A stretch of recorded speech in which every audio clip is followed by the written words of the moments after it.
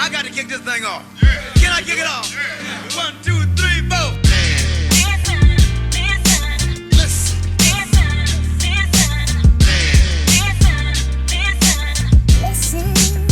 Ladies and gentlemen, listen.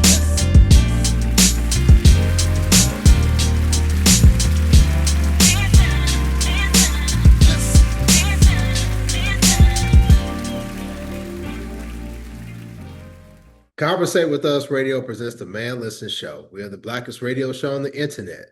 We bring you our opinion on topics that affect the Black community in an effort to enlighten, enrich, and empower every brother and sister that falls under the sound of our voice. We operate on a no-hating frequency, so be prepared for us to keep it 100% real and 100% Black all the time. Please follow the show on Facebook and Instagram at Man Listen Show. Go to YouTube, click that bell icon so you can be notified of upcoming episodes. And make sure you just tell a friend about the blackest radio show on the internet, the Man Listen Show. I'm your host, Mark B. Let's bring the crew in. Shout out to C. So look, Kevin Hart had a roast, right? And he had several different comedians, celebrities on there. And I didn't really know about it because I don't really watch a lot of TV, and I really don't watch Kevin Hart. I'm not a big fan of Kevin Hart.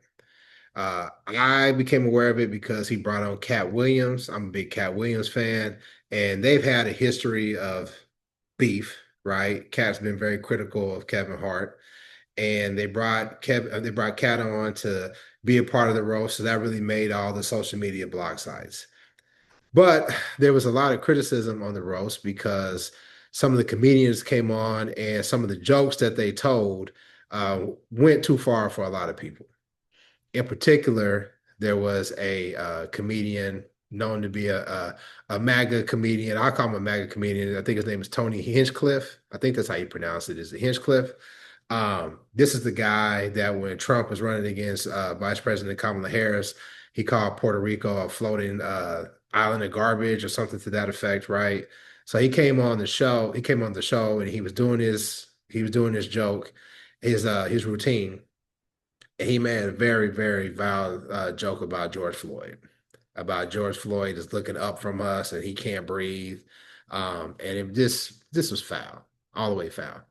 And Kevin Hart received a lot of criticism behind that. And they did a lot of other jokes that were beyond the pale for a lot of people. Like Sheryl Underwood was on the show. They were talking about her husband who had committed suicide. And it was just, for a lot of people, it was a lot. It was a lot.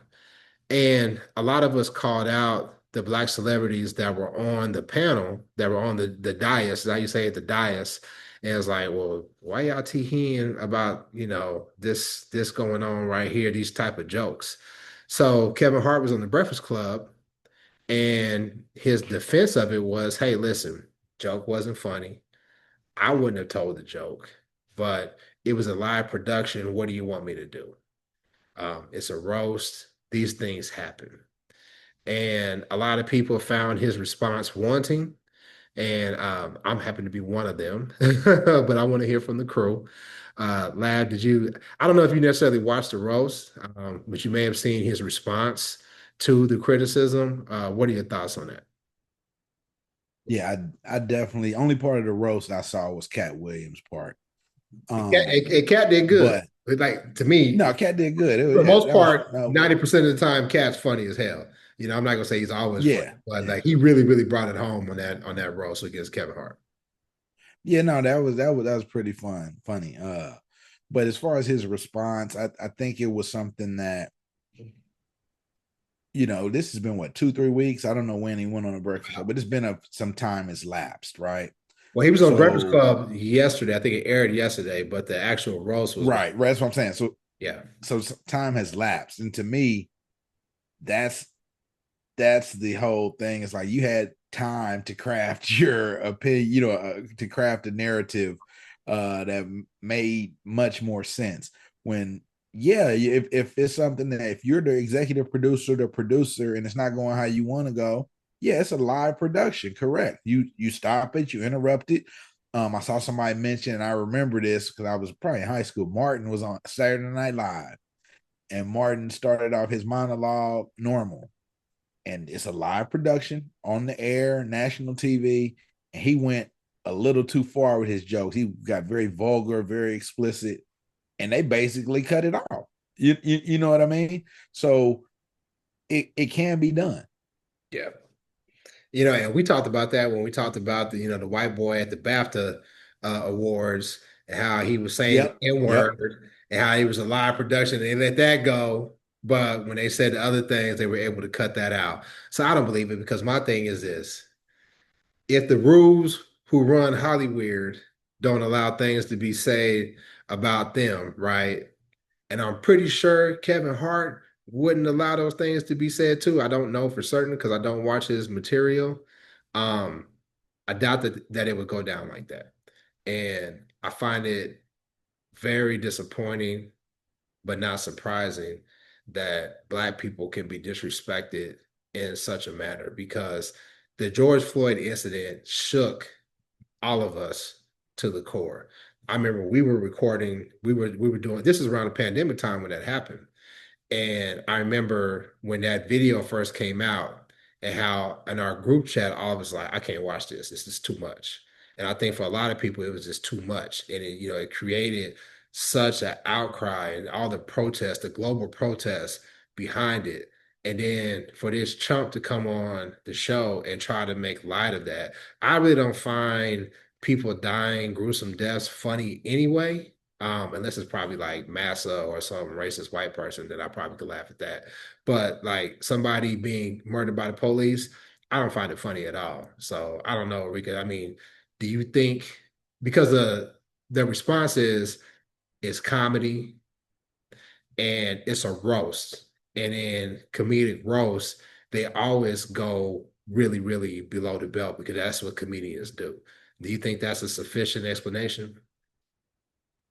No, because I think there is a way to go below the belt and to go a little bit further than what normal people or non-comedians would do because that's what you're supposed to do. You're supposed to, push it a little bit further than what the average person would do because otherwise, you're just doing something that's already been done before. So you're trying to be on the outliers of some of these topics and stuff like that so that you can be new and original. And I get that. But there's a way to do it and not include race, not include discriminatory comments, not include just really barbaric comments because I feel like the way they treated my soror was crazy. I heard about it. Like you, I don't watch a lot of TV. So I don't really know what's coming up or what's going on. So people had already seen it and had a lot of feedback for the jokes that were included in it. And so I tried to watch it and I didn't make it. So I like the way they treated Sheryl Underwood was ridiculous to me. And I'm talking about even just her. I haven't even gotten to how they treated her husband. But and I didn't even make it to see that Katt Williams was on the show. So I missed apparently the only part worth watching. I mean, I thought Usher was pretty entertaining, but um, I think that for the most part, we always find a way to be funny without being disrespectful. And they intentionally only find disrespect as comedy when it comes to us because there's nothing funny, like you said, about death. There's nothing funny about Sheryl Underwood's husband dying. There's nothing funny about George Floyd dying. There's nothing funny about colorism, racism, discrimination. And if you can find some humor in situations that apply to like a large group of people, that's different. But when you start targeting people, that's disrespect. And that's when I got to put my hands on you. Because if you're targeting my late husband, we got kids, and I just sit there, there's a difference to me between having thick skin and allowing disrespect. You're not going to disrespect my family. You're not going to disrespect my late husband. You're not going to disrespect me and think that everything's going to be cool. Live taping, well, if you're going to let these jokes fly, you're going to let these hands fly because that's what you would have with me being on the stage because I thought that he went way too far. Tony Hinchcliffe, even having him on the show. And I get what he's trying to do. He's trying to play both sides, but that's the problem. He's pandering and still trying to hold our hand at the same time. Pick a struggle. If you want to be up there with them, with the rules and everybody else, do that. But let my hand go. Leave me alone. Stop trying to get me to buy tickets to this. Stop trying to get me to watch your roast if this is the type of comedy you're going to be doing.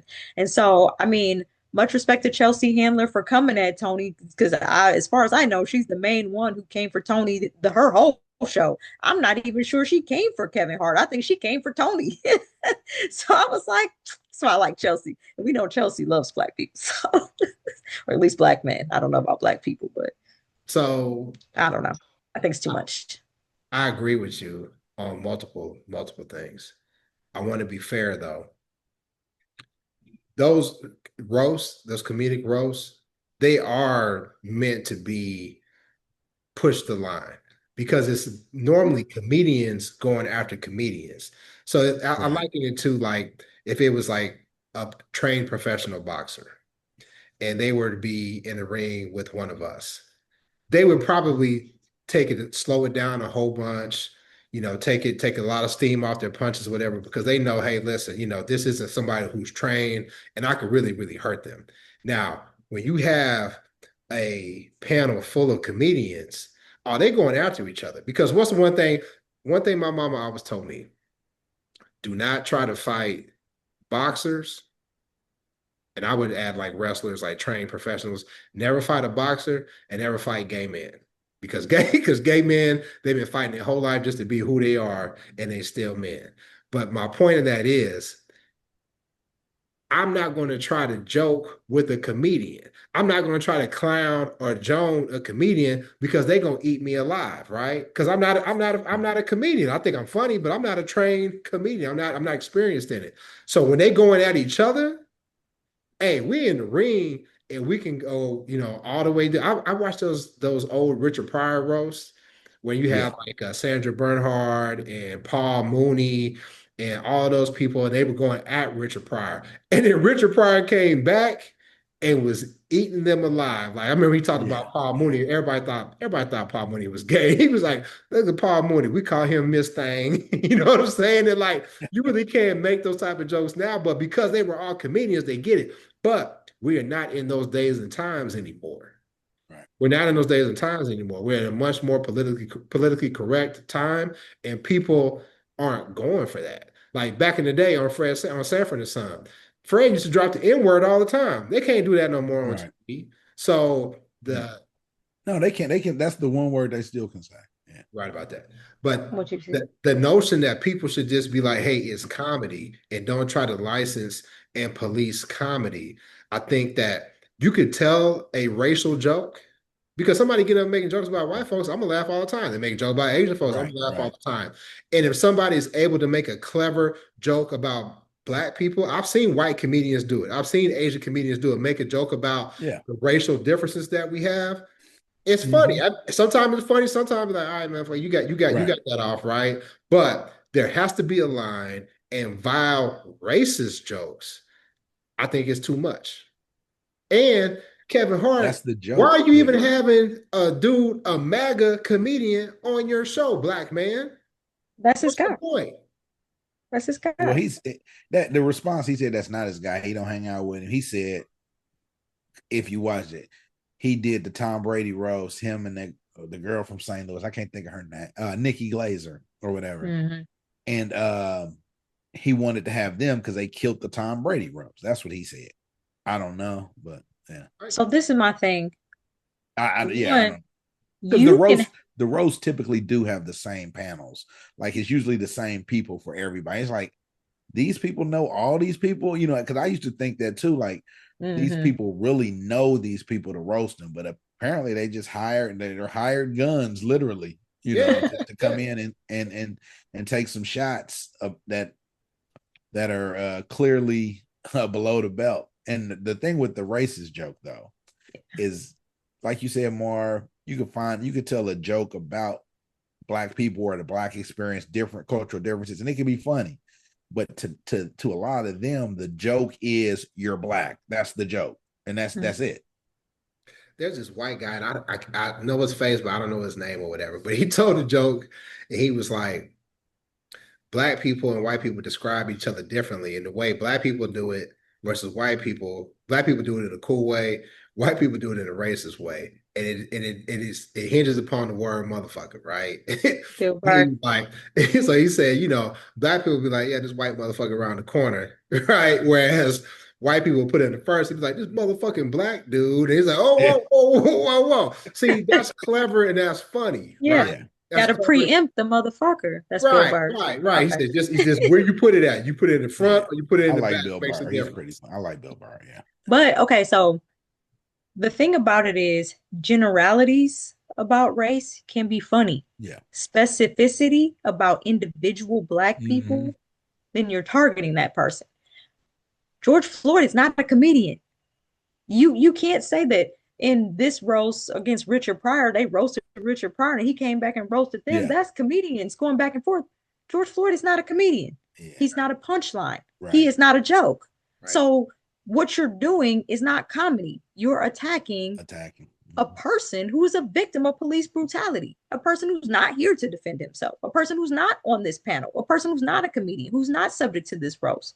So your jokes aren't jokes. What you're trying to do is pander to your audience, and your audience is MAGA, your audience is racism, your audience is people who was like, ho, ho, ho, ho, ho. We like Kevin Hart because Kevin Hart lets us get away with stuff like this. And he proved them right.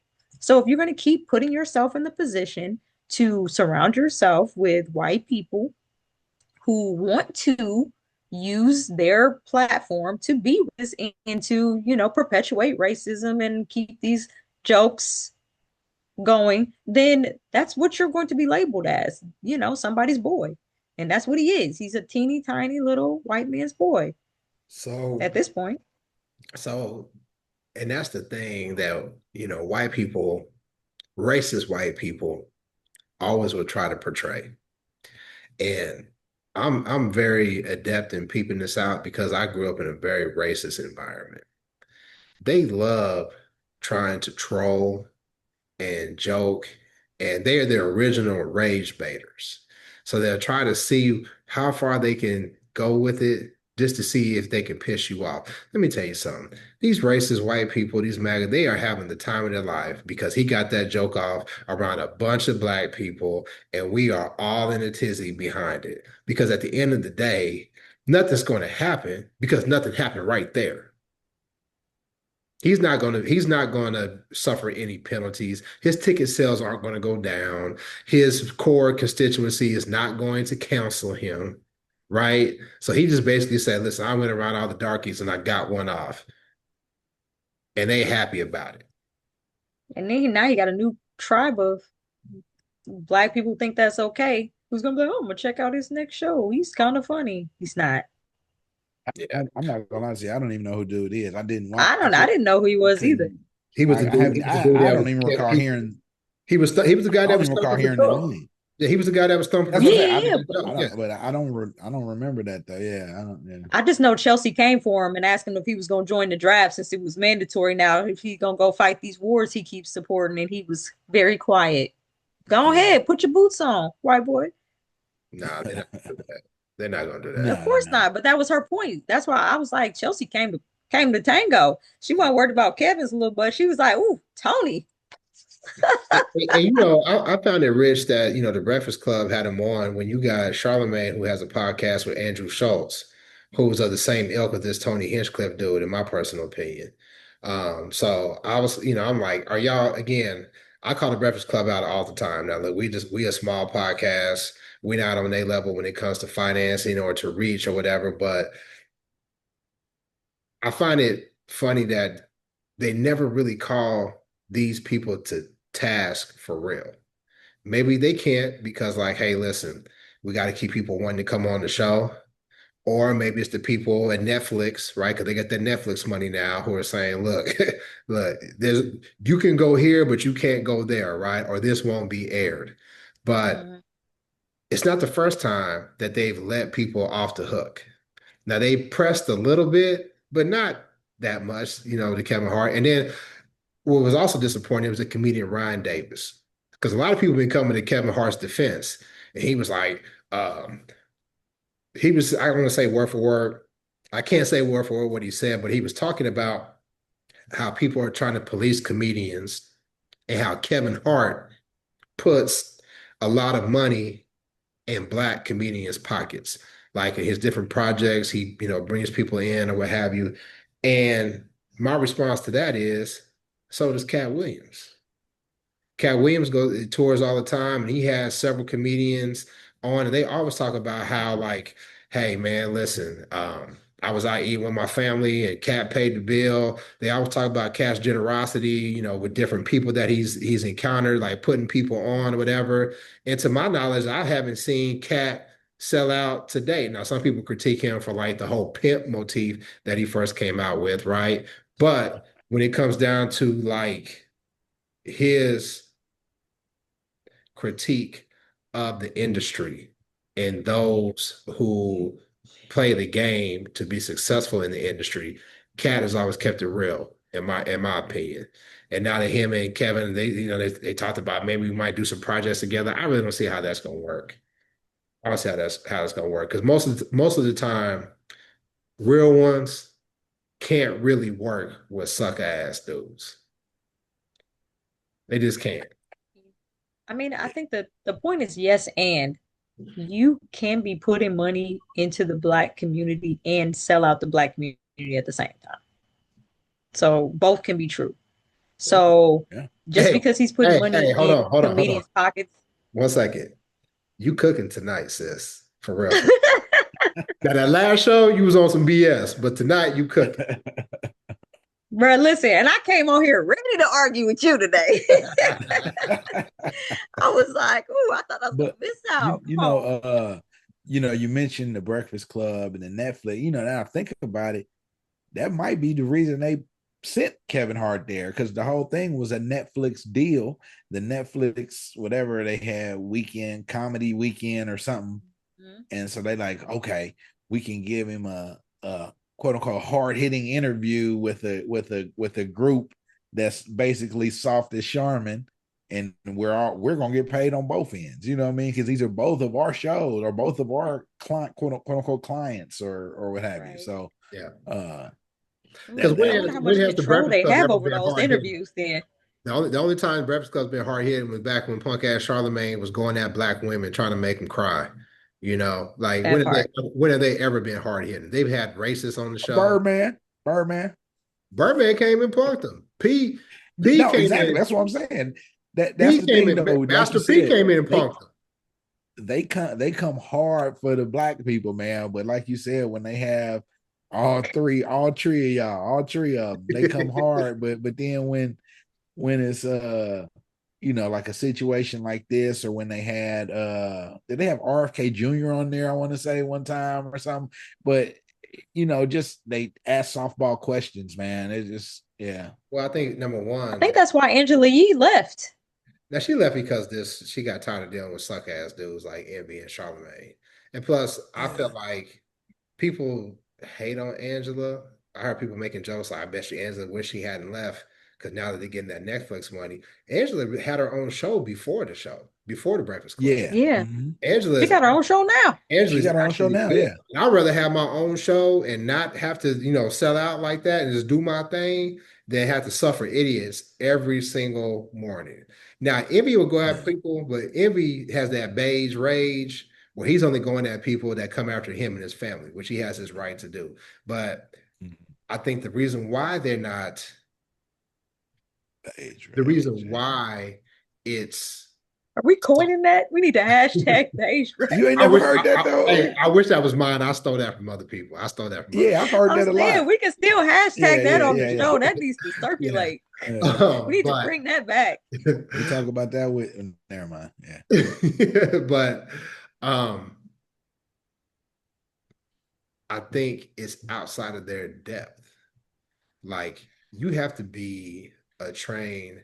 Have you ever seen like a real journalist when they're going after somebody? Like look back at those old Barbara Walter clips. Is it Barbara Walters or Barbara Walters? Look at Barbara Walters clip. Barbara Walters. She was like a Yeah. dog on a bone. She would not let anybody off the hook. They would come with some BS Mhm. response. She's like, no, that's not true. That's not true because blah blah blah blah blah. Blah. And she would really drive that point home. There are other, Right. black journalists that do the same thing. And I think that's the issue when you have, radio personalities. I don't know Charlemagne's training. I don't. Envy was a DJ. Jess is a comedian. You got Lauren. I mean, I guess she's the journalist or whatever. But even supposedly, yeah, right. But even she's afraid to really, really, really hit the hard question because a lot of times they asking the question like they're playing double dutch. Now, I want to ask this. I want to ask this. not to be disrespectful or not to don't be piss you off or anything. Like, yeah. No. Yeah. But also, so I think that that's twofold, right? So that's a little bit of fear because every single person that has come from administration in mainstream comedy, TV, and stuff like that has come under attack.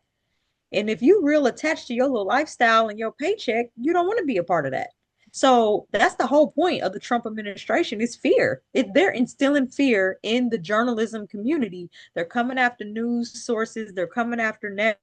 They're coming after anybody who's speaking out against the regime, which they accidentally said today on the whatever news source. But anybody coming after Trump's regime is coming under attack. And so the point is, as long as we can keep people afraid to speak out, then we can start getting rid of these real journalists and start bringing in people like Charlemagne and them who have no experience who are going to do the softball interviews because like they're arresting Don Lemon for recording protests.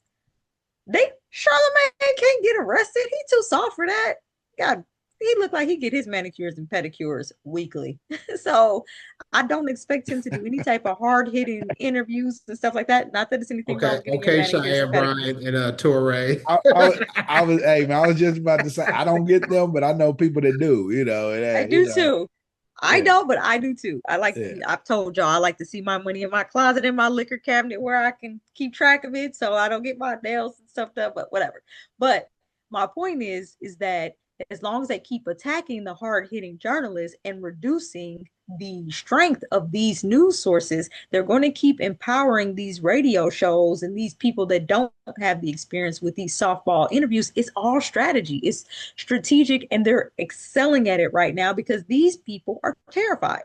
They're terrified of losing whatever position, whatever ground they have, whatever, status they've acquired with their show or whatever. So it's like we said, Angela Yee, even though she's not getting that Netflix money, her piece is probably entirely off the charts, not having to deal with them two every day, not having to have Netflix strike through her questions before they go into the interview booth.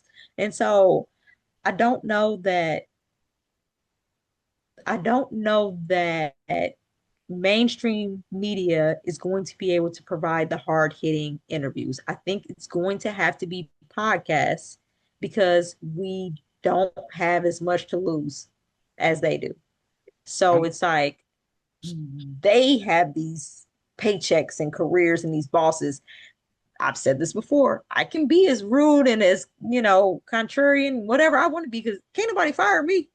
So I can do all these things. I can say whatever I want to say. Matter of fact, I somehow accidentally became the golden girl. So I'm necessary for my job. I'm not going anywhere. The recession is not going to hit me. It's going to strengthen. Recession proof. Yeah. Listen, this is going to just increase my caseload. So number one, I can fire you, but I never would. You can't fire me. I'm just gonna be calling in to the show, be like, I have a question. You're gonna be in the comments hazing us, you know what I'm saying? You would never remember me. Right, never get fired. And probably if we did fire you, we'd be like, what happened to the girl? You already lost one. What happened to this one? Man, listen, the show. Right. Are y'all being abusive to women? It starts in their name. Man, listen. And then they'll play this episode and they'll be like, she was on to some with Angela Yee. Yeah, she couldn't deal with them other two knuckleheads. Right. Nah.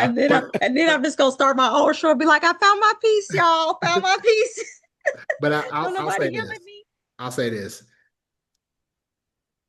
Angela Yee, as much as I like her show is a totally different vein. She's more so in the relationship, call in anonymous, and that's her lane, right? She never really got to do the real hard-hitting questions because she always had those two idiots over talking her. But she still is a part of, and to your point, corporate media. And corporate media is always going to be problematic.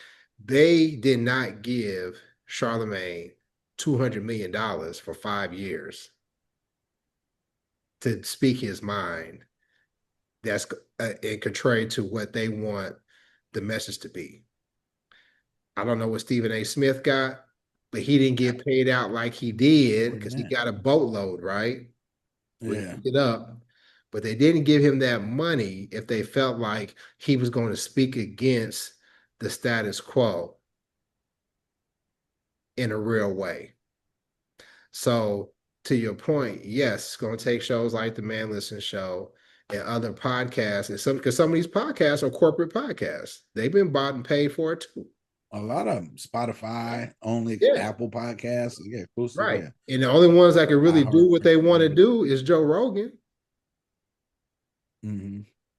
So but see, this is the thing, and this is kind of where the lines get blurred, is because in capitalism in the United States, it's always the bottom line. So the news has blended into media. It's not really news, it is media, and there's a difference. So the journalists have to be as much entertaining as they do have to be hard hitting, because they have to get the clicks. So if you're just coming on and telling the facts, just the facts, ma'am, the old school journalist stuff, you're not going to get the clicks. I'm not going to pay for, to get behind your paywall. I want some scandal. I mean, that's how we are. We want some scandal. We want some arguments. We want some debate back and forth. We don't want the just straight up, just the facts. This is what's happening. This is why it affects you. We want some kind of back and forth banter. And so that's where it gets really dicey. And anytime something like this happens, man, I always think back to, man, it probably wouldn't even, it'd be just like the Breakfast Club now, but BET News, man, like we there's a void right there, like of like a BET News or something like that at least it told the story more from a Black perspective, and that kind of thing. That's something that I think we're lacking. Well, we got our frat brother, Brother Martin, that's doing the work, but his reach isn't the same as somebody that's on cable news like BET, right? And BET, but from what I saw and what I believe, BET ain't even ran by Black folks no more. So we could just go. No, that's what I say. It'd be different now. We could just ask BET all the way out the topic. Yeah, that's Viacom all day. Sometimes that's the fear though. So like, if his reach expanded too far and he ended up getting bought up by somebody, would that put a strain on the topics that he's able to speak on, his voice, his topics? You know what I'm saying? So at some point, you almost have to fear getting too big, getting too expansive, because once your voice gets to reach a certain amount of people, someone's going to try to control it. And it's just one of those things where it's like, when you're working on something and they see that you're having an impact, you have to prepare for outside parties coming to try to take control. And some people can't anticipate that it's going to come in the form of financial contributions. Oh, I just need to, we'll put some money into it, buy you some new mics and a studio and fly y'all out to this. All you got to do is not ever talk about any of the people that sponsor this show. Well, no, but it's hard to say no to that when you're doing something that you love and you would like to have the opportunity to put more time and energy into it. If I didn't have 100 clients that I needed to talk to every single day or do all the things that I do, could I put more time and energy into the things that I love? Of course. But once they start putting that financial backing behind it, they also couple that money with control.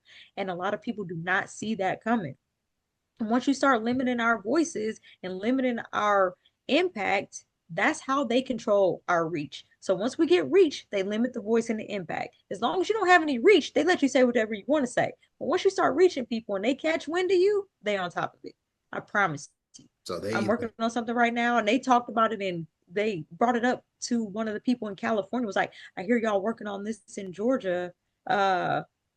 we need to know, we want to be a part of it. We want to know the models. So we can try to implement this in California. We haven't even implemented it in Georgia.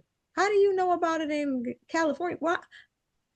Because they have their eyes on everything that we are doing always. And we Listen, just have listen. not paid attention to that enough. They, I don't know what white folks would do if they didn't have black people. Whatever it takes. If they didn't, no, listen, let me finish. If they didn't have Okay. black people to hate and fixate on, like their whole existence is based off of trying to make ours worse. Mhm.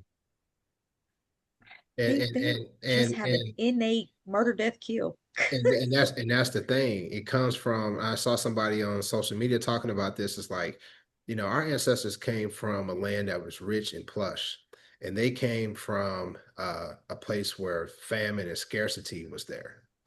And Mhm. Couldn't grow. so Yeah. they excelled at creating ways to be destructive and to kill and to rob and murder. That's in their DNA because they had to take from Mhm. others. So when Mhm. we saw them as equals, hey, let's trade, they saw it as, oh, these motherfuckers weak. Let's take their shit.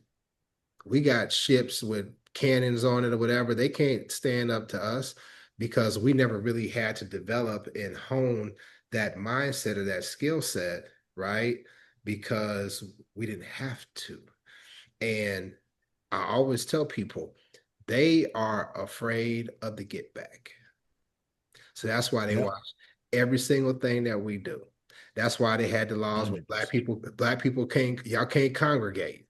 Y'all Yeah. can't meet without somebody white there to watch or whatever, because they know if the roles were reversed, they would burn this whole thing down before they allow what they did to us be done to them. So that's why they watch us. That's why you got black women out doing yoga and stuff in the park, and some white woman comes along and says, "What are y'all doing? Y'all shouldn't be here." That's why you got black people in Indianapolis. These brothers in Indianapolis organized a community workout. They had hundreds of people out there running hills. They had a DJ, they had the elderly out there, they had the babies out there. They called the police on them. Of course they did. They didn't have a permit. Their whole existence is to try to sit there and shit on, and that's, it goes back to Tony Hinchcliffe. What can I do to piss them off, make them mad? And all they do is this. I bet you they on what they 4chan or whatever little circle jerk website these little racist white boys use. They probably up there having the time of their life laughing about how Tony Hinchcliffe went on the black man's show and said a racist black joke that they, because that's the thing that they've always talked about George Floyd. Yeah. Yeah. Try to say he died because he was a drug addict. They tried to make fun of it. They tried to do all these things to dehumanize him. And the thing that made it sad was the family said, "Hey, Kevin, like, dude, you said that you was, you supported us. And how you gonna let this ride? At what point They did. at what point is it about your manhood? I look at For Kevin? Dr. King, I look at me and Last Frat Brothers. I look at Dr. King. Remember in one of his main speeches, when he talked about being black and beautiful, he said, "Don't let anybody take your manhood." That's the Dr. King that I know. He said, "Don't let anybody take your manhood." You talk about Reverend Adam Clayton Powell. And he said, "Hey man, Martin Luther King is cool, but listen, we're not gonna go too far with the nonviolent stuff, because at the beginning of this, it's about your manhood." And Kevin Hart, where's your manhood at, bro? And I hate to say that to another black man, but where's your manhood at? Why you up here explaining and doing all this stuff about this white boy making this racist ass joke? Not a racial joke, a racist ass joke. And you expect us Yeah. to listen to how you explain it in your mind and you rationalize it in your mind. Well, it's a lot of production. What do you want me to do? The same thing they would have done if you were talking about them. I bet you if Katt Williams or Kevin Hart would have got up there and said some shit about Charlie Kirk, they would have cut it out. Am I wrong? Well, he said they did say Oh, some stuff about him. I don't know. I didn't watch it, but Well, I I didn't think make I it through, did so say I that. can't. But was it a white person or was it a black person that said it? That makes a difference. I don't know. Yeah, I don't know, but yeah. Okay. So it's okay to dissent and have questions and concerns against Black people publicly, but not Black movements publicly, is what I'm hearing. Don't go there. So we Because can you because criticize Kevin Hart. because you are Mr. Fantastic, uh Fantastic Four reaching to try to connect those two things together. Don't do that. No, I'm Because what I'm actually gonna do not. is I'm gonna go back and edit that compliment that I gave you out the show. Do you see? Do you see? Hey, This is just like this ain't a live 1984. production. You're gonna rewrite This ain't history. no, This is and I ain't Kevin Hart. Hey, this ain't a live production. We can edit. this is my point. My point is Yeah. Kevin should be responsive to the criticism that he's receiving. Like we should be able to correct him. The Black community should be able to take Kevin to the side and say, "Do better." We should. Well, and this my thing. And some people just have a hard time admitting that they dropped the ball. There's nothing going to happen to him if he said he dropped the ball, if it was something that he regret, or even saying something he regrets. You know what I mean? That's all you got to do. Okay. I got the ball right here. Ball not dropped. I'm gonna disagree, not because you're wrong, but because I think we may be missing a piece. Did y'all watch Snowfall? There's a movie about it was based off Freeway Ricky Ross, and how drugs entered into LA, and the CIA operative basically gave the crack to these brothers, the cocaine to these brothers for cheap, and they were getting it from was it Sudanistas? They were getting it from Central America, so basically it was just a story. Noriega, right? Yeah, it was a story about how crack cocaine infiltrated Los Angeles. And in the story, the main character, Franklin Saint, made millions off of crack. But when he wanted to get out and he wanted to start doing something positive with his life, the CIA operative took all his money away from him. And we've said it on the show before, just because they gave you money, they could take it away. They'll send somebody, they'll send a plant, they'll send like a female, they'll send a woman, I should say, they'll send we got a good tax guy. We got a good investor, we got a good financial advisor we're gonna send to you, and they'll take all your money away. Look at Floyd. Look at Floyd Mayweather. Murder was the case. Out here trying to fight. Floyd Mayweather out here trying to fight. You know what I'm saying? He's in his damn near 50 or whatever. How old is Floyd? Floyd, he's well in his late 40s. He's over 50. He's older. He's older than you. Okay, so Floyd in his 50s trying to fight. And we was like, man, the money must be funny. The money must be funny if he out here doing all these fights, whatever. Then come to find out, he got these white boys, they done robbed him blind. He sold them for $200 something million. You know what I mean? You can't read. So look, they'll take your money away from you. This is like they give it to you, they will take it away. So that's why these people are afraid to push back, Lav, to your point. I'm not saying you're wrong, but they know too. This is like they gave it to me, they could take it away from you. Now I'm talking about specifically on the Breakfast Club interview. If he had gone on the Breakfast Club, I get what you're saying. Like, you know what? In hindsight, I probably should have done this. And nobody gonna take his money for saying that. He tried to do it a little bit when he was like, man, the joke wasn't funny, but just don't laugh at it. No, motherfucker, no. Just not laughing at it is not sufficient.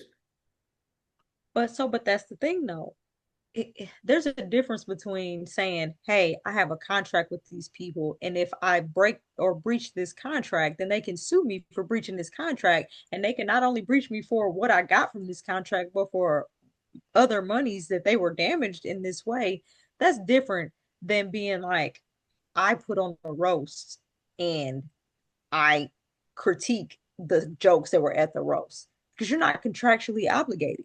So like Charlemagne and them are contractually obligated to do whatever their boss tells them to do, but Kevin Hart is, unless he put in his contracts that he can't critique what the comedians are saying, which is possible. But then say, hey, I will get on there and say, hey, I'm contractually obligated to shut the fuck up. My lawyers have told me not to say anything. Say that, because that speaks volumes too. But like I was saying, that Snoop Dogg song "Murder Was the Case," when you do things that you know are wrong and get the benefit of it, and then you start doing right, and then the benefit gets taken away. You can't just turn around and say, oh no, it got taken away from me. It was never yours, it was borrowed. And as long as you proceed to, do the bad things, you get the benefit. Once you want to turn your life around or whatever, and you want to start doing right things, you got to go get right money. You can't take the ill-gotten gains with you to go do the right things. So yes, if you want to, switch sides and start doing things the right way, you got to leave all of that behind.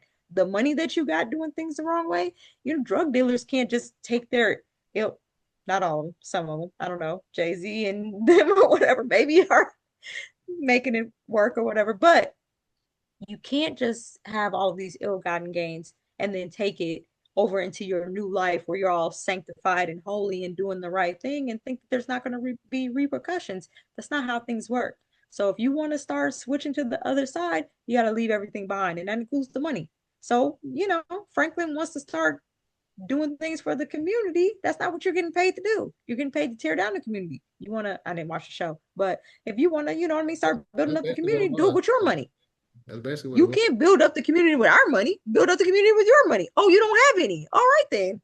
We're not having a conversation. You want to keep doing what I asked you to do, you can take my money to do it. But that's the same thing in every other field. So if you take blood money, then you got to do blood money things. If you want to earn an honest living and commit to yourself to doing the right things, then you got to do it the honest way and build it up. And you know what I mean? Earn it. So, well, I mean, that's just how life is. People always want to take a shortcut. You can't. I'm gonna say this. In fairness to Kevin Hart, I'm not going to liken his shucking and jiving at times to being a dope dealer. At times? I'm not gonna. I don't watch everything that he does. I saw when he first came out in Paper Soldiers. Dame Dash put him in one of those Rockefeller movies. It was actually a funny movie. That's when I think that was when his first role when it came out, and I saw it in the $5 bin at Walmart. I know you don't go to Walmart, Rika, but I saw it in the $5 bin at Walmart DVD back when we were still watching DVDs. And I said, let me pop this in, and it was actually it was funny. It was funny. Yeah. And I was like, okay, this dude, he's corny, but okay, we're gonna see what happens, man. And then just the trajectory that his career took in terms of him becoming the guy, right? But his style of comedy just wasn't that for me. Like, Katt Williams, he talked about Steve Harvey and Said the Entertainer and Ricky Smiley, whatever. He called him a cabal and how they blackballed him and how they were into the industry or whatever.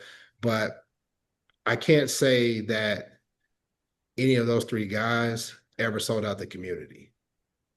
I think they tried to do good for the community, but they played the game. They did play the game. And I feel like Kevin went, in my opinion, from my liking, went too far with the shucking and jiving. And he's got paid handsomely for it. There's people that say that he's put money in Black people's pockets. But like you said, Erika, you can put money in Black people's pockets and still be a sellout. So both can be true. Both can be true. Well, I gave Erika a bunch of compliments, so I'm going to say that we've talked enough. Hey, and I want to say this, just because so it's an anomaly night. Just because the three of us argue and get mad about something, never doubt how much we love one another. That includes C too. So for anybody rooting for our downfall, fuck off. And that being said, I think we talked about it enough. Make sure you go to our YouTube, click that bell icon, go to our Facebook and Instagram. And I know it's getting warm, but we got t-shirts too. I'll be wearing the hoodies, but we got t-shirts too. Buy them, buy our books, rent the movies. I got a conference coming up, Top City, for my people from Topeka. If you're a Black man, June 27th, Hillcrest Community Center. We doing that big for brothers. We got a DJ. We got a bunch of different specialists coming out, and it's absolutely free. So I need all the Black men in Topeka, Kansas to come on out. And with that being said, we'll catch you next time. Peace. Black women.